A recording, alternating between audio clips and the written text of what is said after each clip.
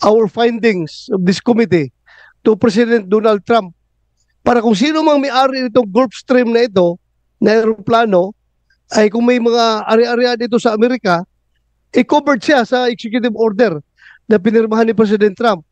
So kung sino mang may-ari ng aeroplano na yan, mananagot siya kay President Trump. Sigurado ako, kung may Gulfstream ka na aeroplano, mayroon kang mga ari-arian sa Amerika. Kaya prepare for the repercussions of your action.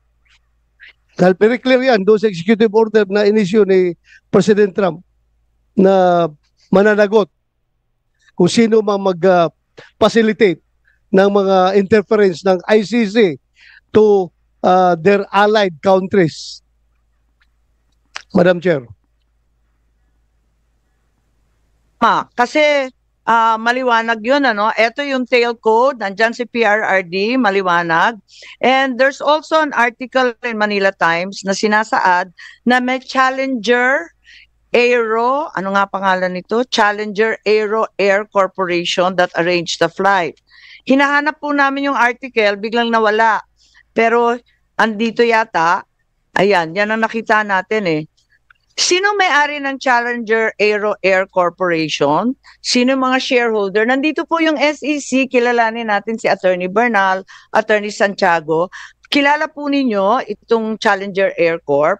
Sila daw ang nag-ayos nung biyahe. Good morning, Madam Chair. As regards Challenger Air Corporation, this was not among the corporations that were requested by the committee, so we may have to ask for some time for us to provide these documents, Madam Chair. Meron kasing nagpadala, eto naman hindi ko na mahindian, nagpadala na yung Challenger daw ay subsidiary ng San Miguel. Totoo ba yun? Pakita na lang. Kaya lang, wala nga tayong tao rito na magsasabi, wala tayong testigo. Naobliga kami maghanap at may nagpadala nito na eto nga, sa San Miguel daw to. Ano yung papel ng Challenger kung hindi naman sila may-ari? Kaya nakakapagtaka, kanino ito registered? So, Madam Chair, if I may, Madam Chair. Close na daw sa SEC. Ha? Nung nakita po natin siya close. Yung SEC sa wala po ako. Okay. So, hindi namin mahanap itong Challenger na to. Yes, Senator Bato. Well, I think Attorney Perdino Santiago, you're with SEC, Attorney? Yes, Senator. Baka pwedeng i-text mo na lang ngayon doon. Anyway, computerized naman lahat yan, di ba? Pwedeng mapadala mo ngayon dito habang hindi pa tayo nag-adjourn. We're already coordinating with the office. Thank you, Attorney. Thank you. Salamat, Madam Chair. Maraming salamat. Pero hindi naman ito may-ari eh. Ang sabi, arranged lang. Sino nga ba yung may-ari nitong aircraft na to? At anong kumpanya to na nag-charter or nagli-lease out? At sino ang nag-charter noong March 11? Kasi ang sabi ni Secretary Remulla, si John Vic, siya nagsabi na yung private jet was paid for by the Office of the President.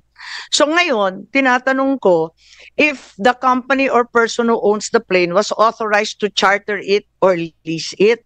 Kasi ang pangalan nito iba eh, Pacific Asian Pearl Airways, meron yata sa SEC niyan. Pwede kayong sumagot. Yun ang registered owner, tama po ba?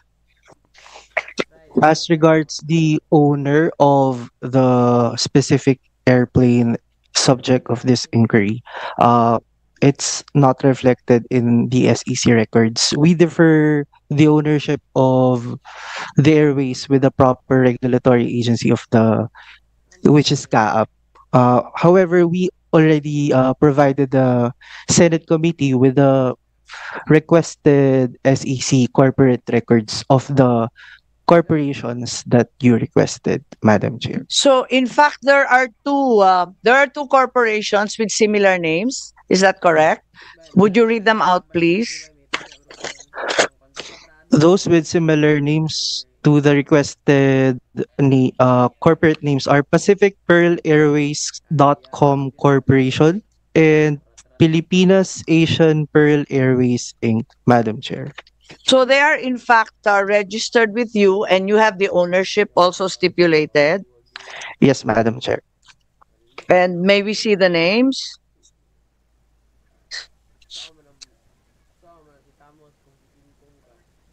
Diba nakalista naman yung mga shareholder niyan? As regards Pacific Pearl Airways, maybe I can turn over The documents.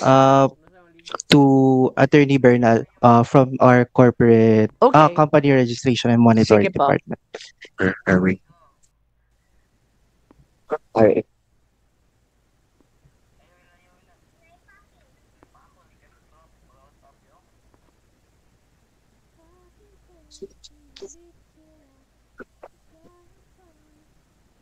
Yes, Attorney Bernal, you're recognized, please. Uh,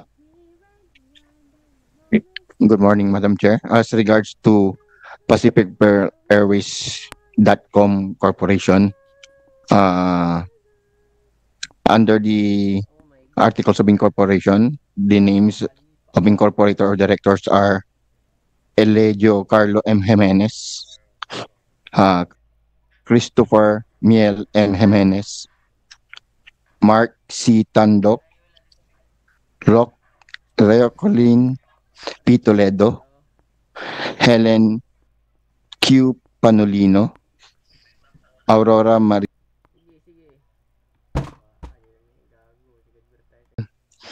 and Elio B. Jimenez. In the GIS in the 2011, Your Honors, the chairman of the board, the president is Christopher Miel M. Jimenez. The corporate secretary is Elegio Carlo M. Jimenez. The treasurer is Catherine May M. Jimenez. The chief legal counsel is Attorney Aurora Maria F. Timbol. That's the officers, Your Honor. Thank you very much, Attorney Bernal. I think the committee secretary has tried to contact the alleged owners. Can you update us as to the development there? We were only able to send an invitation for Mr. Benjamin Ramos. And they haven't responded since They sent their regrets, ma'am, just yesterday evening po. yesterday.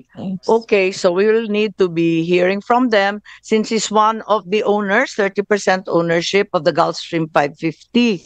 Ngayon, may nagpadala rin sa akin kasi ng hamon sa totoo lang. At dahil nga, ang pagkasabi ng isang empleyado sa CAAP, eto naman text lang. Hindi daw authorized magpa-charter tong eroplanong to dahil personal lang naman to. So tinatanong ko kung sana nandito si Secretary John Vic, who authorized the charter or lease since it was a private aircraft, and if it was paid for by the Office of the President, saan yung bid documents? Alam naman natin ang mode of procurement, tapakahaba kahit ano pang proseso. In my experience, kahit pinaka mabilis na procurement, it takes several days to complete. Biglang sinasabi, they only knew of the warrant of arrest at 3 a.m. March 11. Tapos, sa ilang oras lamang, nakumpleto nila yung announcement, yung tender, yung publication requirements, yung award, at yung completion sa loob ng ilang oras. Pwede po ba yun? Procurement law? Kahit pinakabagong procurement law natin, hindi naman ganun kapaspas. Madam Chair, may input lang po ako doon. Yes. Napanood ko po kasi sa interview, I think ni SILG na I'm not sure. I think sa SILG na ang sabi niya lang kasi pag kumuha ka kasi ng permit ng airspace, one after the other yon. So kung from here to UAE muna, kaya matagal daw sa airplano si former president. But hindi yun ang kwento naman ni General Torre. Ang kwento naman ni General Torre, aalis na kaya kailangan na sa airplano. So I'm just saying, as you mention all of that, I think lalabas kung ano yung totoo. So just to say na importante yung mga binabanggit niyo.